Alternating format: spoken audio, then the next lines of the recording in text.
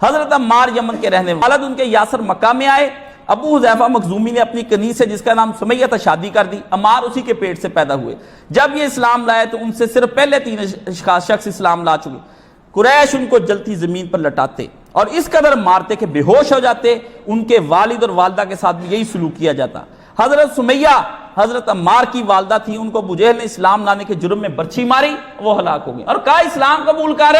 اماں نے کہا میں کسی صورت میں اسلام قبول کرنے والی نہیں. ماں کے بوڑھی عورت جب اپنے عزم پر آ جاتی ہے تو کوئی نہیں. اب تو عورتوں کو کنگھی سے پٹی سے فرصت نہیں ہے نا. اب تو وہ مالز میں گھومتی ہے, وہ اپنے جا کے نینی کی اور پیڈی کی اور کراتی پھرتی ہے. اب اس کی لپسٹک ہی نہیں اترنے دیتی وہ اپنی. اب وہ مائیں رہ نہیں گئی جو عمار جنتی تھی. وہ مائیں اور تھی جن کے پاس آتا عمار رضی اللہ تعالیٰ عنہ جیسے لوگ آتے تھے. وہ سمیہ جیسی ماں ڈھونڈ کر لاؤ نا جو اسلام کی پہلی شہید. لوگ کہتے ہیں اب عمار نہیں نظر آتا اسلام کی خدمت کے لیے. عمار کہاں سے ہے؟ سمیہ ہے نہیں, یاسر ہے نہیں, نہ ماں باپ کے وہ نمونے. آپ کہتے ہیں میرا پتر عمار بن جائے. وہ کیسے بن جائے یار تیرا پتر عمار؟ کس طرح بلال بن جائے تیرا پتر؟ نہ تم وہ باپ ہو نہ ماں. اب کہاں سے وہ مائیں آپ نے ڈھونڈنی؟ تو یہ فرماتے ہیں اس کے. اور کیا ہوا؟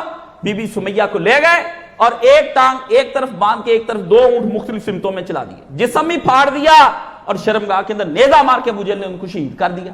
اب دیکھیں وہ عمار, نبی پاک نے روز گزرنا فرمایا آل یاسر اللہ نے جنت میں بڑا مقام رکھا ہے. صبر کرو انشاءاللہ. وہ قریب ہی ہے.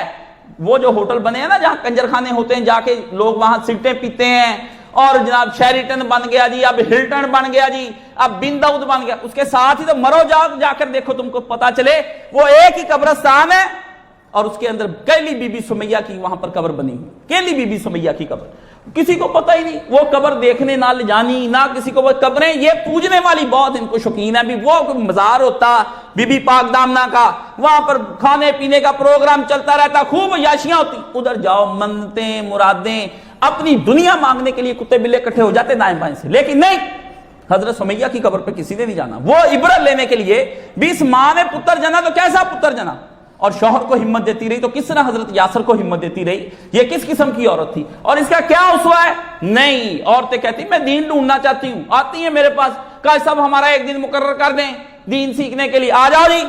کوئی نہیں آتا, پھر کو ختم. ہاں جی, کوئی کام نہیں. جب بھی پوچھتی شوہر مارتا ہے, اس کو دبانے کے لیے کوئی وظیفہ بتاؤ.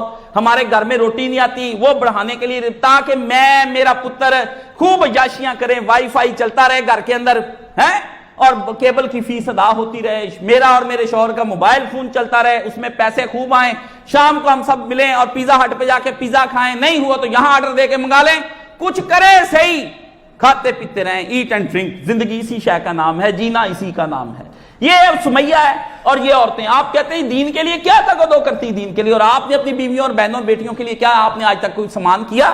اپنی ماں کے لیے بھی یار میں پڑھ گیا ہوں, میری ماں جاہل ہے, میں اپنی ماں کو دین پڑھاؤں.